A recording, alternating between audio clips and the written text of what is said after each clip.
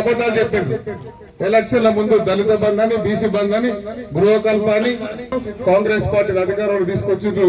Congress party వేస్తుంది కాబట్టి మీరందరూ ప్రశాంతంగా ఉండండి. వనపర్తికి దీపావళి పండుగ 3 తారీఖు నాడు వచ్చింది. మీరందరూ ప్రశాంతంగా ఉండండి.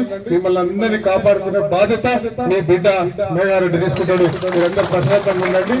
మళ్ళొక్కసారి ఈరోజు కళ్యాణ లక్ష్మి చెక్కులు తీసుకునే మీ అందరికి, మహిళలందరికీ శుభాకాంక్షలు. అట్లనే షాదీ ముబారక్ లేని వాళ్ళకి బహుత్ ముబారక్. Thank you very much. మంచిదే. వనపర్తి నియోజకవర్గానికి 1 ఎకరం నీళ్ళు ఇస్తున్నారు అడిగినా. నల్లమట్టి సంగతి ఏంది, ఎర్రమట్టి సంగతి ఏందో అడిగినా. దాన్ని దోచుకున్నది ఎవడని అడిగినా. రిజర్వాయర్ ఎందుకు పెట్టినా అడగలేను. దానికి ఉన్న కొంతమంది ఆయన సొంత అభిప్రాయమా, కాంగ్రెస్ పార్టీ అభిప్రాయం అంటారు. నేను రిజర్వాయర్ గడ్డ మాట్లాడలే. ఆ రిజర్వాయర్ నుంచి వనపర్తికి చుక్క నీళ్ళు వస్తుందా అని అడిగినా. దానికి సమాధానం చెప్పండి. మీరు అది చెప్పకుండా పిచ్చి పిచ్చి సమాధానాలు చెప్పి పిచ్చి పిచ్చిగా మాట్లాడుతున్నారు.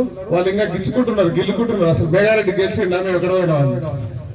మేఘారెడ్డి గెలిచిండు, కాంగ్రెస్ పార్టీ గెలిచింది. మీకు రెస్ట్ ఇచ్చింది 5 సంవత్సరాలు ఇంట్లో అనుకోండి.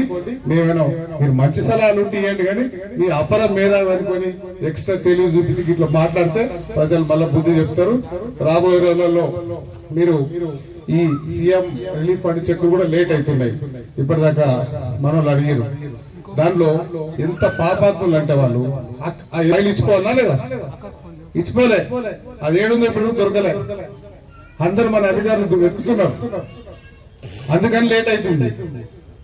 మేము చేయడానికి రెడీగా ఉన్నాం, ఇవ్వడానికి సీఎం గారు రెడీగా ఉన్నారు. ఆ ఫైల్ దొరకట్లేదు. అది ఎట్లన్నా పట్టుకొని కొంతమందికి ఏమో డేట్ అయిపోయినాక చెక్కులు ఇచ్చారు. మళ్ళా డేట్లు మార్చే పని కూడా మనమే చేస్తున్నాం.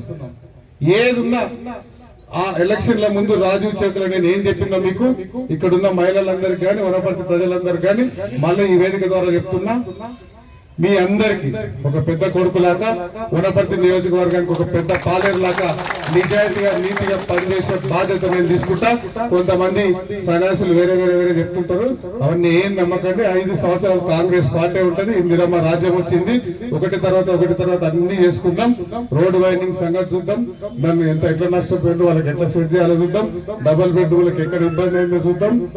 అన్ని ఏదుందో ఒకటి తర్వాత ఒకటి అన్ని పరిష్కారం చేసుకుంటాం. ఇల్లు లేని వాళ్ళకి అందరికి ఇల్లు చేద్దాం. వనపర్తిలో గాడొక బిల్డింగ్ ఆయన ఫామ్ హౌస్లు కట్టుకుంటే మొత్తం డెవలప్మెంట్ అనుకున్నాం. డెవలప్మెంట్ అయిందా?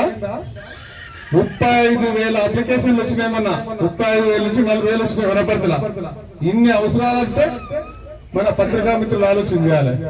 వనపర్తి నిజంగానే ఎలక్షన్ల ముందు రాబోయే ఎమ్మెల్యేకి పని లేదు, సర్పంచ్కి పని లేదు, మున్సిపల్ చైర్మన్ కి పని లేదు, ఎంపీలకు పని లేదు అని చెప్పిండా లేదా?